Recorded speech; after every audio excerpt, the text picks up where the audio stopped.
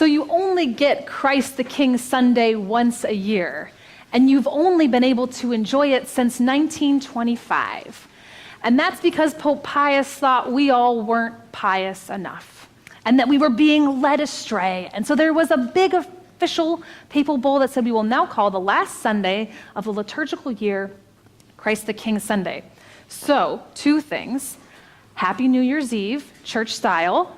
Well done. You've made it to the end. But also, I'm very disappointed that none of you have your tiaras. I have mine. I'm not sure you realize that I might be a long-lost princess.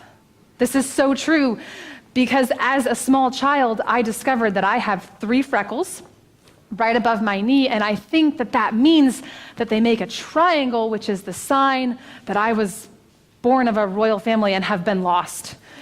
That at the hospital I got switched, and that I know in the 90s there was a search for me, and I was not discovered. It's so true. I was convinced of this. This is why I took baths, was so that I could check it out. Yes, it is there. Turns out that you all might have one too, because any 3 freckles make a triangle, FYI. So you all might be long-lost princes and princesses of some unknown castle in some place where there's no work and there's only fun, and they only eat ice cream for dinner. The hard part about this is that being this kind of princess or possibly prince is that you will never ascend the actual throne, because that would be work, and that's not what this is about. This was only getting to be the fun part. So I got a tiara for my 16th birthday because my friends thought this was hilarious.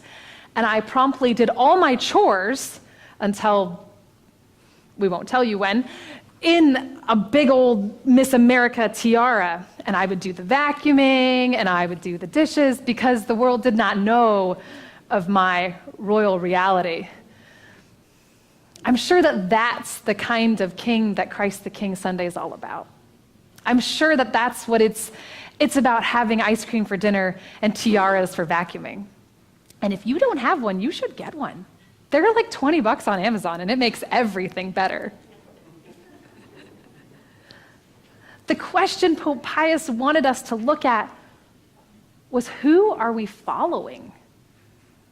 Where is the authority that sets our lives in order?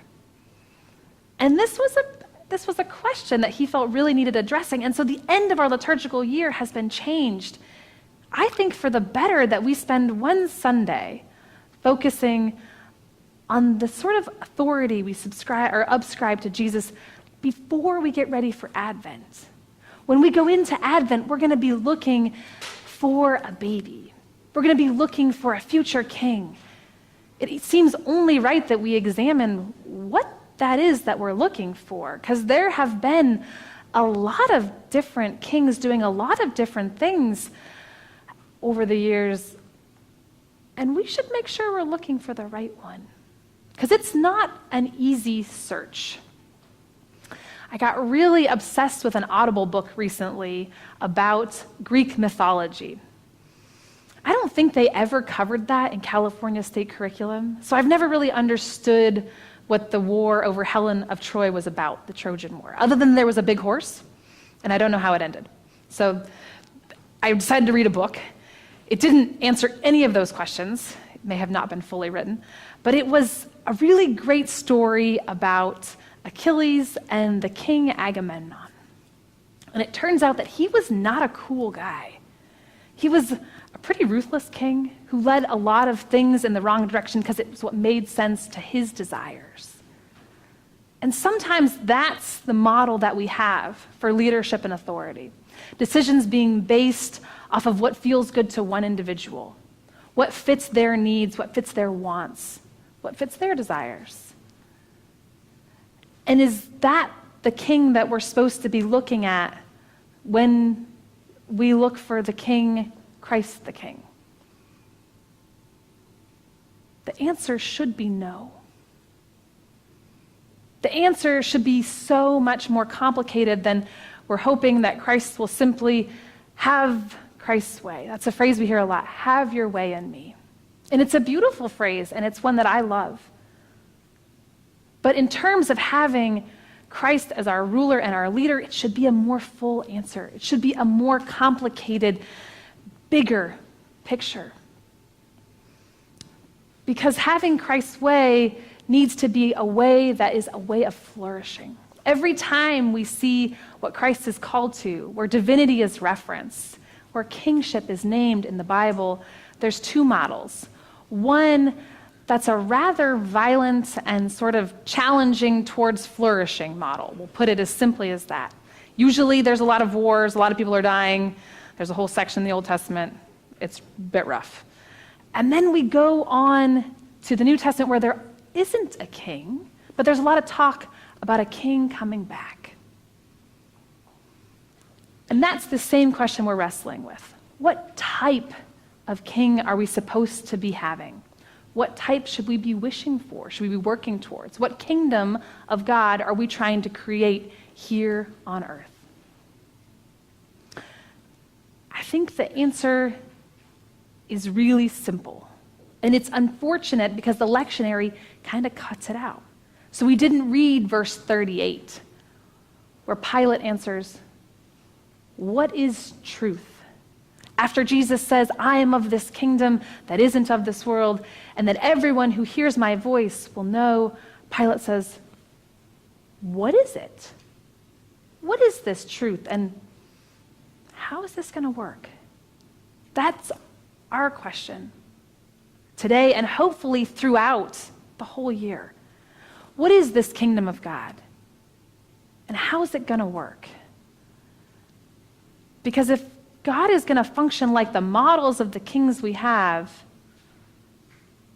I don't know how much I want that kingdom to happen here. A lot of people get hurt, a lot of lives get lost, and it's hard to be a part of that type of kingdom. And to be frank, I'm not sure I want the kind of queendom where Jana gets ice cream every day after dinner either.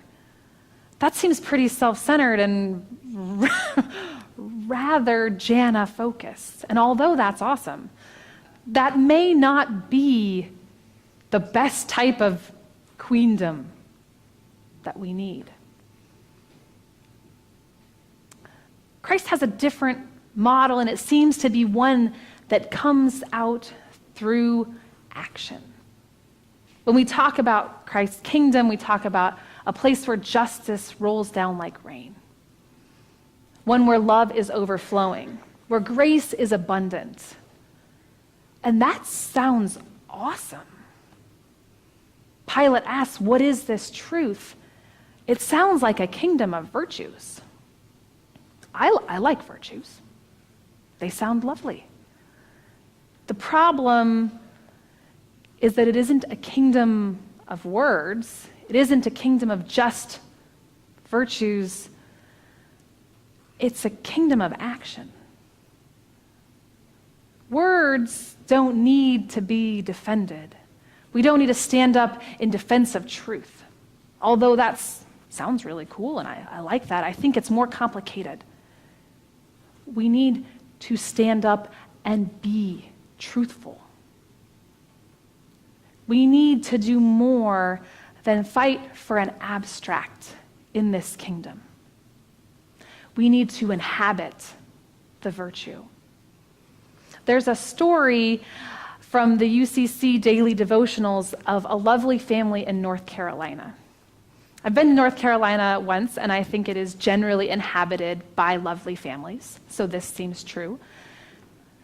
The family was having a dinner, and the grandmother was making a plate for someone. And I'm not sure this person was in the family as much as they were just standing in need of something. And she said, "I'm going to hope them out." And her son says, "No, you're going to help them out. You're going to help them, Grandma." And he says, No, I'm going to hope them. I'm going to hope them out." And I was so struck by this idea. It continues on. The plate gets delivered. The food is handled. Dinner is fed. Don't worry. But I was really struck by the idea of turning the word hope into something that you would wish for someone, into something you do for someone. That you take this idea of hoping for them, I hope it works out for you, and then moving on into making that hope a reality. So that hope is something that you make happen, that you make real through your actions and your relationship with them. The idea that justice isn't something that we hope comes down like rain, but is something that we help to make real by our actions, by the way that we live our life, by the kingdom that we hope to bring about. Because the kingdom of God that we're striving for is one of flourishing. That's an important word. It means more than sustaining or getting by. It means one of living and living abundantly, where your life and the lives of those around you overflow. So, on Christ the King Sunday, it seems important that we acknowledge that this kingdom we're working for, this thing that we spend all year talking about, it's in our prayers, it's in our songs, the kingdom of God. That kingdom is one of our making. We are called to go out and make it. We don't just get to hope it happens. We get to hope it into reality. We get to take steps in our own lives to bring that flourishing to reality. Because in the end, when Jesus talks to Pilate, this story happens right before the resurrection. This is one of the last bits, the trial before Pilate. And it might seem out of place coming before Advent. Maybe it would be better off to have a story about how donkeys were getting groomed for Mary to ride and tents were being built.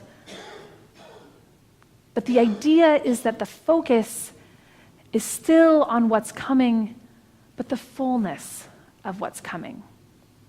The kingdom that we seek is one that is full to overflowing with blessing, with abundance, with joy, with truth, and with justice. But it's not one that we just sit in our bathtub and hope happens to us.